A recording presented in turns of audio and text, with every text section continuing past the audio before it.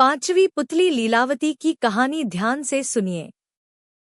पांचवें दिन राजा भोज सिंहासन पर बैठने की तैयारी कर ही रहे थे कि पांचवी पुतली लीलावती ने उन्हें रोक दिया।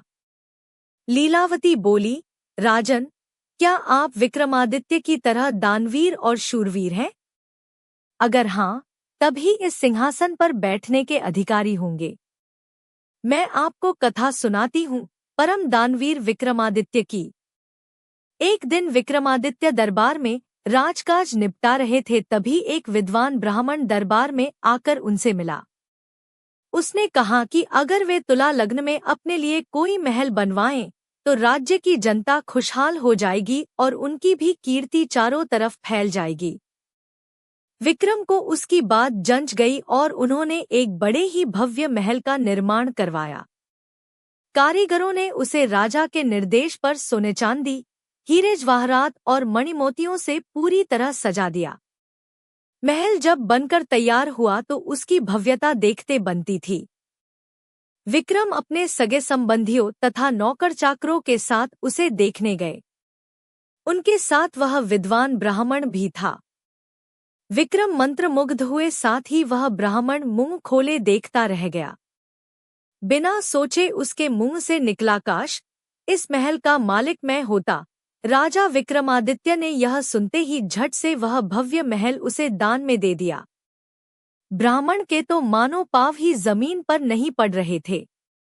वह भागता हुआ अपनी पत्नी को यह समाचार सुनाने पहुंचा। इधर ब्राह्मणी उसे खाली हाथ आते देख कुछ बोलती उससे पहले ही उसने उसे हीरे जवाहरात और मणिमुक्ताओं से जड़े हुए महल को दान में प्राप्त करने की बात बता दी। ब्राह्मण की पत्नी की तो खुशी की सीमा न रही। उसे एक बारगी लगा मानो उसका पति पागल हो गया और यूं ही अनाप शनाप बक रहा हो, मगर उसके बार बार कहने पर वह उसके साथ महल देखने के लिए चलने को तैयार हो गई। महल की शोभा देखकर उसकी आंखें खुली रह गईं। महल का कोना कोना देखते देखते कब शाम हो गई उन्हें पता ही नहीं चला। थकेमांदे वे एक शयन कक्ष में जाकर निढाल हो गए। अर्धरात्रि में उनकी आंखें किसी आवाज से खुल गई। सारे महल में महक फैली थी और सारा महल प्रकाशमान था। उन्होंने ध्यान से सुना तो लक्ष्मी जी बोल रही थी।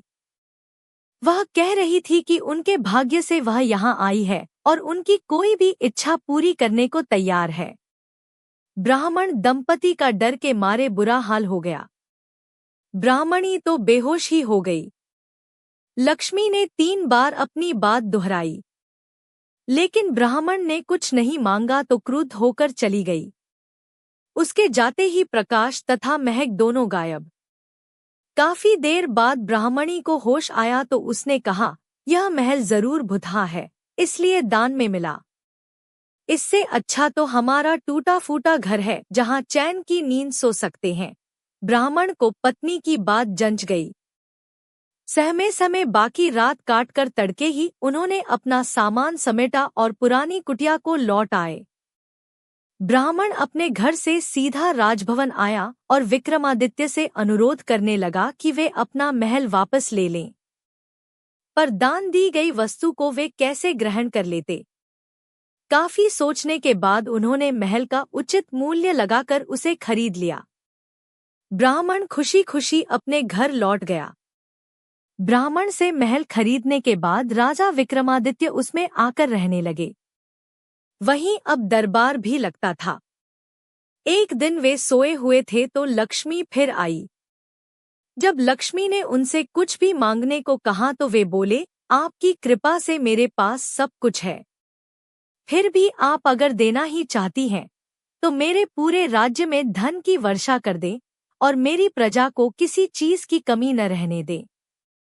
सुबह उठकर उन्हें पता चला कि सारे राज्य में धन वर्षा हुई है और लोग वर्षा वाला धन राजा को सौंप देना चाहते हैं। विक्रमादित्य ने आदेश किया कि कोई भी किसी अन्य के हिस्से का धन नहीं समेटेगा और अपने हिस्से का धन अपनी संपत्ति मानेगा। जनता जय जयकार कर उठी। इतना कहते ही पुतली लीलावती बोली, बोलो राजन, क्या इस कथा के बाद तुम इस सिंहासन के योग्य अपने आप को पाते हो? राजा भोज निराश हो गए और अपने कक्ष में लौट गए। अगले दिन राजा को रोका छठी पुतली रविभामा ने। दोस्तों, कहानी अच्छी लगी हो तो चैनल को सब्सक्राइब जरूर करना और वीडियो को लाइक शेयर करना नहीं भूलना। मिलते हैं दूसरे कहानी में। धन्यवाद।